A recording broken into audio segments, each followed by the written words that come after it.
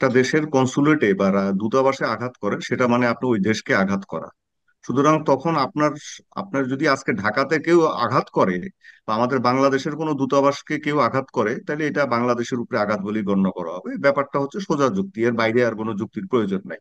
এখন ওরা ইসরায়েল করবে কি, এই আমাকে খেয়ে ফেললো, এই আমাকে ড্রোন দিয়া মারলো, এই আমাকে ইসরায়েল কি বলে মিসাইল দিয়া মারলো, আমাকে রকেট দিয়ে মারলো, আমাকে বাঁচাও। এখন তাহলে ওই একই তত্ত্বের মধ্যে আসবে যে আবার জিনিসটাকে ওর দিকে সে নিয়ে যাবে। সেটা হচ্ছে যে ইসরায়েল যে বর্বর কাজগুলো করছে আপনার এই গাজাতে, যে পরিমাণ মানবাধিকার লঙ্ঘন করছে, আপনি ইউরোপিয়ান ইউনিয়নের কথা ধরেন, আপনি এমনকি মার্কিন যুক্তরাষ্ট্রের কথা ধরেন, যে যারা তাদের সবচেয়ে বড় বন্ধু, সেখানেও আপনার লাখ লাখ লোক এটার বিরোধিতা করছে, কংগ্রেস ম্যানরা বিরোধিতা করছে, রাজনীতিবিদরা, বুদ্ধিজীবীরা, সাংবাদিকরা বিরোধিতা করছে, এবং সব জায়গাতে একটা কনসেনসাস কিন্তু তৈরি হয়েছিল যে না, এখন এটাকে মোটামুটি এটা বন্ধ করা দরকার, ইসরায়েলকে চাপ দেওয়া দরকার, এবং ফিলিস্তিনি রাষ্ট্র গঠন করা দরকার। আপনি জাস্ট 3 দিন আগের কথা, জার্মানি ঘোষণা করেছিল যে তারা যদি ফিলিস্তিনি রাষ্ট্র হয় তারা স্বীকৃতি দিবে। ইউরোপিয়ান ইউনিয়নও বলেছে যে তারা ফিলিস্তিনি রাষ্ট্রকে স্বীকৃতি দেওয়ার সময় এসছে। সামরিকভাবে আপনার হয়তো ইরান ইসরায়েলের সমকক্ষ না টেকনোলজিতে। ইসরায়েলের কাছে F-35 বিমান আছে, ইসরায়েলের কাছে অনেক আধুনিক সমরাস্ত্র আছে, ইরানের কাছে হয়তো সেটা নেই। কিন্তু ইরানের যেটা আছে সেটা হচ্ছে একটা সভ্যতা, ইসরায়েলের যেটা নাই। তা ইরান ইসরায়েলের মোকাবেলায় এমন কোনো দুর্বল অবস্থানে নেই যে কারণে ইরান ইসরায়েলের এই হামলা একেবারে নীরবে চুপচাপ সয়ে যাবে। এতদিন সয়েছে এই কারণে যে ইরান দেখতে চেয়েছে আন্তর্জাতিক বিশ্ব কি করে, এবং ইসরায়েলের মুখোশ উন্মোচন করে দেওয়ার চেষ্টা করেছে দাঁতে দাঁত চেপে ইরান। এই ঘটনার পরে আজকে 14 তারিখ, অর্থাৎ অন্তত 13 দিন ইরান অপেক্ষা করেছে কয়েকটা কারণ। এর ভিতরে একটা অন্যতম প্রধান কারণ হচ্ছে যে জাতিসংঘ নিরাপত্তা পরিষদ নামে একটা প্রতিষ্ঠান আছে, একটা সংস্থা আছে বিশ্বে। এই সংস্থা ইসরায়েলের বিরুদ্ধে কি করে, কি ব্যবস্থা নেয়? ইরানের পক্ষ থেকে চিঠি দেওয়া হয়েছিল, অনুরোধ জানানো হয়েছে, আহ্বান জানানো হয়েছে কার্যকর ব্যবস্থা নেওয়ার জন্য, কিন্তু কি ব্যবস্থা, কোনো ব্যবস্থা নেয়নি। বাট কি ব্যবস্থা নেয় সেটা ইরান দেখতে চেয়েছে। পাশাপাশি ইরানের পক্ষ থেকে কূটনৈতিক তৎপরতা চালানো হচ্ছে। ইসরায়েল দফায় দফায় ইরানি স্বার্থ এবং ইরানের বিভিন্ন অবস্থান স্থাপনার উপর হামলা চালিয়ে আসছে কয়েক বছর ধরে। ইরানের ভেতরে হামলা চালিয়েছে, গুপ্ত হত্যা করে ইরানের পরমাণু বিজ্ঞানী থেকে শুরু করে সামরিক বিশেষজ্ঞ, আহ, বিভিন্ন পর্যায়ের গুরুত্বপূর্ণ কর্মকর্তা, গোয়েন্দা কর্মকর্তা, কর্মকর্তা তাদের হত্যা করেছে। এবং সিরিয়ায় ইরান সিরিয়ার সরকারের আমন্ত্রণে কাজ করছে, বাট সেখানে প্রায় সময় ইরানি অবস্থানে ইসরায়েল হামলা চালিয়ে আসছে। আপনারা জানেন, দুজনেই জানেন যে ইসরায়েলে হামলা করেছে ইরান। গ্রিনিচ টাইম শনিবার রাত 8টার সময় এই কথা জানিয়েছে ইরানের যে Islamic revolutionary guard corps, IRGC, তারা জানিয়েছে যে এই হামলার কথা। সো আপনাদের দুজনের কাছে আমি জানতে চাচ্ছি যে আসলে হঠাৎ ইরান মানে হামলা করলো কেন? কারণ ইসরায়েল তো অনেক দিন ধরেই আহ, আহ, মানে তাণ্ডব চালাচ্ছে, এবং গত কিছুদিন ধরে তো তো বেসামরিক হাসপাতালগুলিতেও হামলা চালিয়েছে। ইরান হঠাৎ করে এতদিন পরে হামলা চালালো কেন? জি, আমি প্রথম সিরাজ ভাইয়ের কাছেই যাচ্ছি। সিরাজ ভাই। আপনার যে প্রশ্ন সেই প্রশ্নের জবাবে আসি, সেটি হচ্ছে যে ইরান একেবারে হঠাৎ করে কিন্তু ইসরায়েলের উপর হামলা চালায়নি।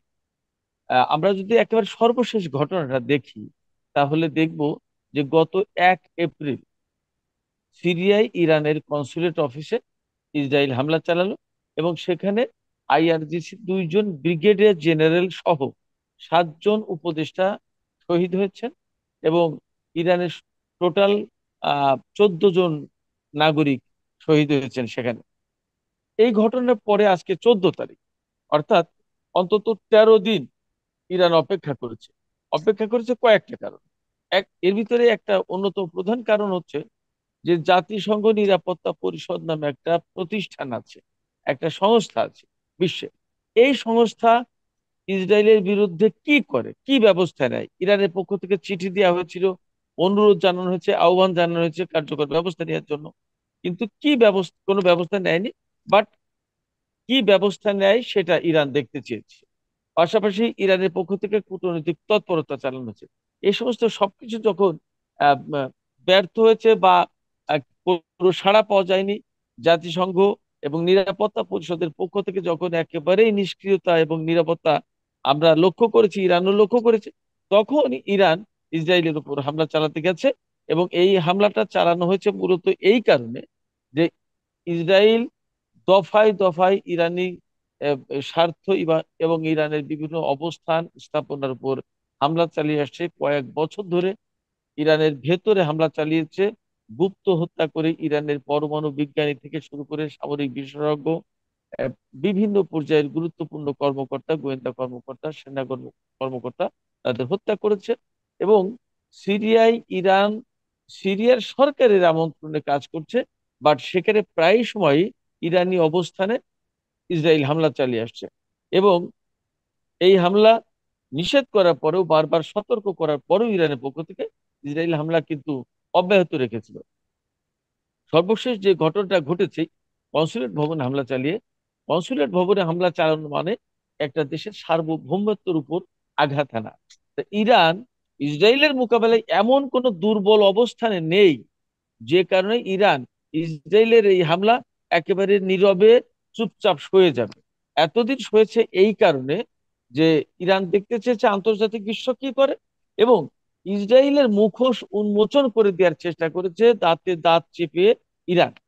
এখন সময় এসেছে জবাব দেওয়ার।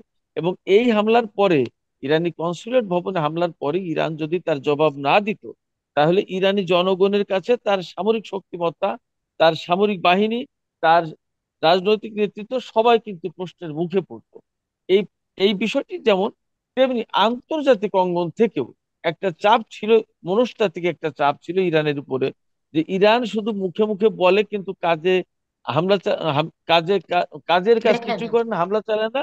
এবং ইরান ইসরায়েলকে ভয় পায় বা সাহস নেই, অথবা তার সেই সামরিক সক্ষমতা নেই। এই সমস্ত সবগুলো একেবারে পরিষ্কার করে দেওয়ার জন্য ইরানের পক্ষ থেকে ইসরায়েলের উপর হামলা চালানোর একটা দায়বদ্ধতা ছিল। এটা আমি ব্যক্তিগতভাবে মনে করি, এবং সেই দায়বদ্ধতার কিছুটা হলেও ইরান পরিশোধ করেছে। আচ্ছা, ধন্যবাদ আপনাকে। রুশ ভাই, আপনার কাছে যাচ্ছি যে সিরাজ ভাই যে বললো দায়বদ্ধতার আহ, প্রেক্ষিত থেকে এটা করা হয়েছে, এবং আপনি কি মনে করছেন এই আঘাতের পরে ইসরায়েল এটাকে কিভাবে দেখছে? তাদের মধ্যে কি আপনার মনে হচ্ছে যে একটু কাঁপাকাঁপি বা ভয় পেয়েছে, এই ধরনের কি মনে হয়েছে রুশ ভাই? যেটা সিরাজ বলেছে আসলে ব্যাপারটা ঠিকই, যে আপনি যদি একটা দেশের কনসুলেটে বা দূতাবাসে আঘাত করেন সেটা মানে আপনি ওই দেশকে আঘাত করা। সুতরাং তখন আপনার আপনার যদি আজকে ঢাকাতে কেউ আঘাত করে বা আমাদের বাংলাদেশের কোনো দূতাবাসকে কেউ আঘাত করে, তাহলে এটা বাংলাদেশের উপরে আঘাত বলেই গণ্য করা হবে। ব্যাপারটা হচ্ছে সোজা যুক্তি, এর বাইরে আর কোনো যুক্তির প্রয়োজন নাই। আর আমি দেখবো যে ইসরায়েল এই আঘাতটা এখন করতে গেল কেন 1 এপ্রিল তারিখে।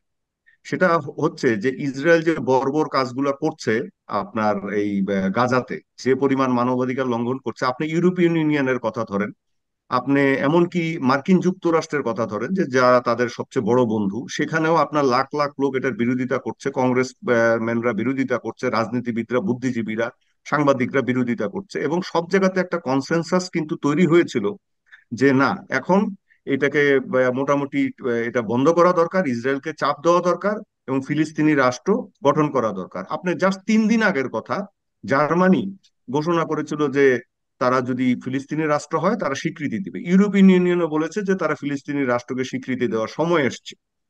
তো যখন ইসরায়েল দেখলো যে তারা ব্যাকফুটে চলে যাচ্ছে, তাদের এই মানবাধিকার বিরোধী তৎপরতা গুলোকে, শিশু নারী হত্যাকে এভাবে মানে ঢালাও ভাবে যে আপনার কার্পেট বমিং করা বা হুম, হত্যাকাণ্ড হুম। করা, সেগুলোকে সমর্থন করছে না, তখন কি করলো?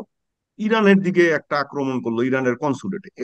এটা করার কারণটা কি? এটা ও জানে যে ইরানের কনসুলেটে আক্রমণ করলে যদি আবার, তাহলে আমার দিকে কিছু আবার এই পশ্চিমারা কিছু ঘেরে, এবং এক্স্যাক্টলি তাই হচ্ছে দেখেন। হুম, আপনি হুম। যদি একটা দেশের কনসুলেটে আক্রমণ করেন, সে অবশ্যই, সেটা ইরান হোক বা ইরাক হোক বা পাকিস্তান হোক, ফ্রান্স হোক, সে আক্রমণ করবেই বা প্রতিশোধ নিবে, যেভাবে হোক প্রতিশোধ নিবে।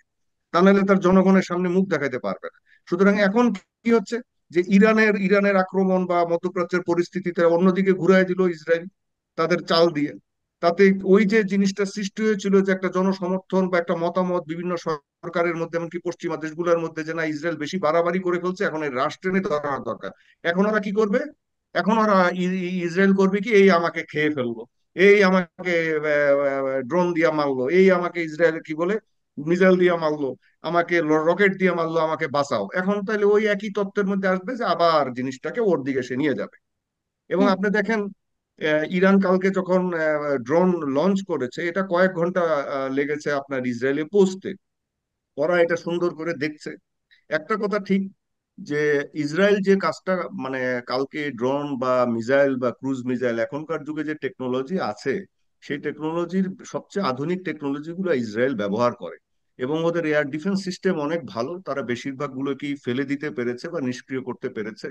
কিন্তু জিনিসটা যেটা হচ্ছে যে আপনার প্যানিক ক্রিয়েট করা, আপনার ইসরায়েল তো আসলে সব সময় আমরা সবাই একটা জিনিস মনে করি যে ইসরায়েল তো আসলে শক্তি প্রদর্শন করে যে ওর পিছনে অন্য রাষ্ট্র আছে বলে, ক্ষুদ্র রাষ্ট্র কিন্তু অন্য রাষ্ট্র আছে বলে।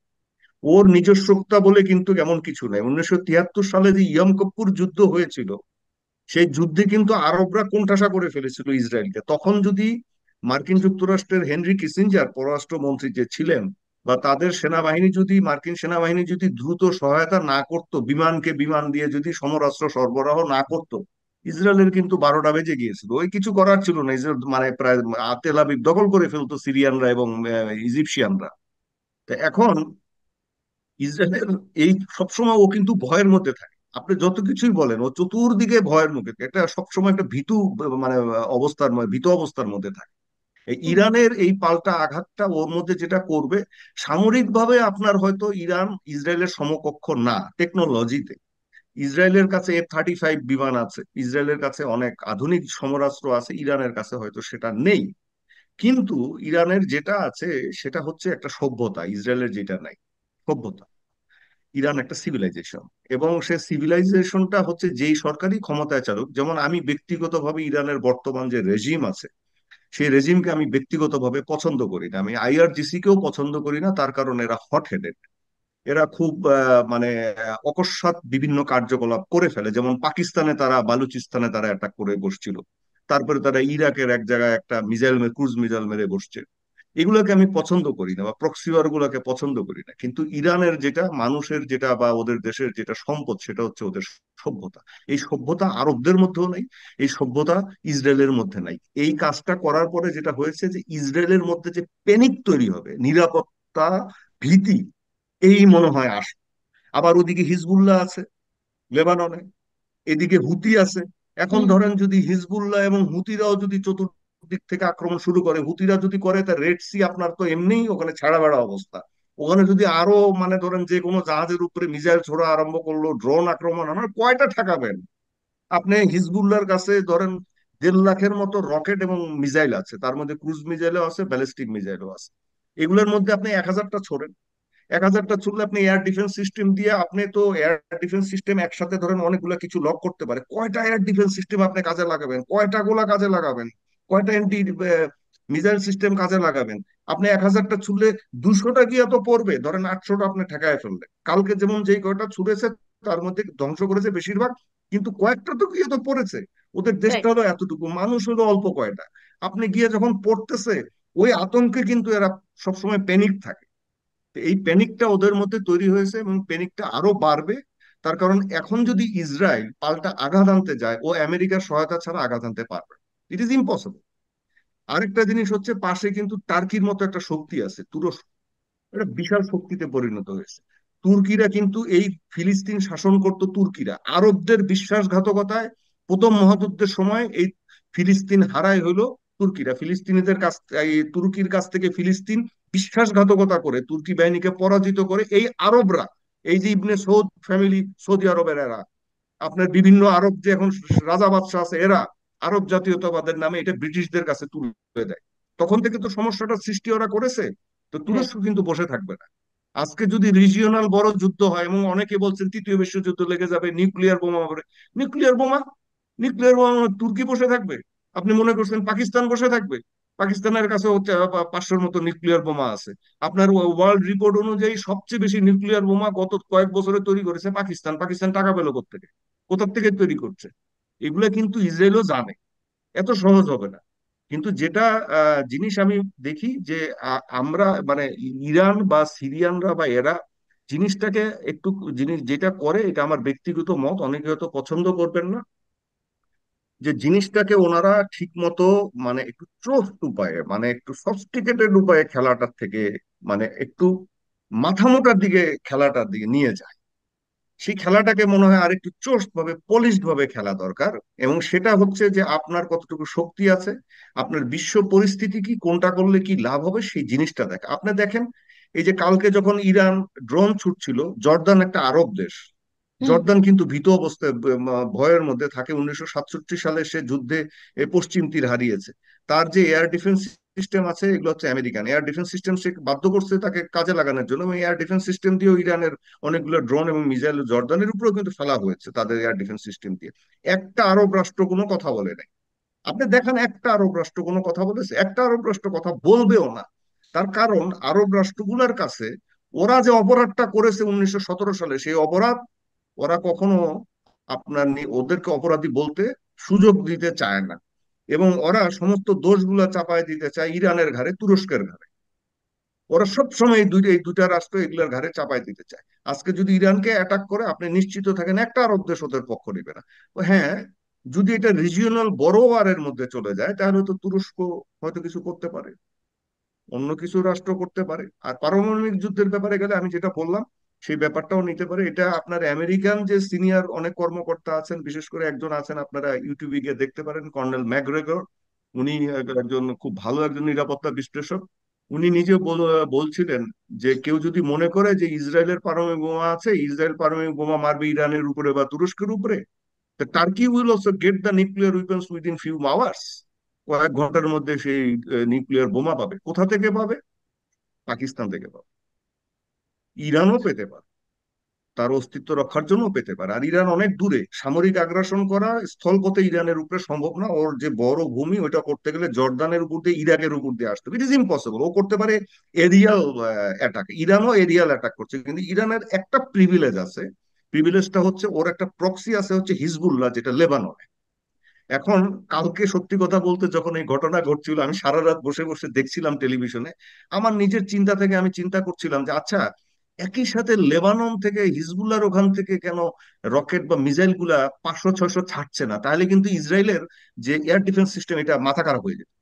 তাহলে মানে আপনার একটা ইম্প্যাক্ট বেশি তৈরি করতে পারে। হয়তো এটা কৌশল, তাদের অন্য কিছু আছে, তারা হয়তো দেখবে। বাট জিনিসটা হচ্ছে এখন আসলে ইসরায়েলের এই লেজটা কতদিন থাকে, এবং এই লেজটা আসলে ক্ষুদ্র হয়ে আসছে, লেজটা সুবিধাজনক অবস্থানে নেই। এটার মধ্যে অনেক ক্ষত সৃষ্টি হয়েছে। ইসরায়েলের যে একটা ভাবসাব ছিল, আপনার পশ্চিমা বিশ্বের মানুষের মধ্যেও, গণতান্ত্রিক মানুষের মধ্যেও সেই ভাবসাবটা চলে গেছে, তারা বুঝতে শিখেছে। আপনি আজকে যদি ব্রিটিশ টেলিভিশন দেখেন, ব্রিটিশ পত্রপত্রিকা দেখেন, তাদের বুদ্ধিজীবীদের কথা শোনেন, তাদের নিরাপত্তা বিশ্লেষকদের কথা শোনেন, জার্মান, ফ্রেঞ্চ, তারপরে ইউরোপিয়ানদের, আপনি দেখবেন প্রচুর এখন ইসরায়েলের সমালোচনা করছে। তারা তাদেরকে মানবতা বিরোধী অপরাধের জন্য দোষী সাব্যস্ত করছে, এবং তারা রুখে দিচ্ছে। আমরা যত না করছি, তার থেকে তারা বেশি করছে। তারা হয়তো এতদিন জিনিসটাকে ওইভাবে দেখেনি, সেই চিন্তাটা কিন্তু অন্তত পক্ষে তৈরি হয়েছে।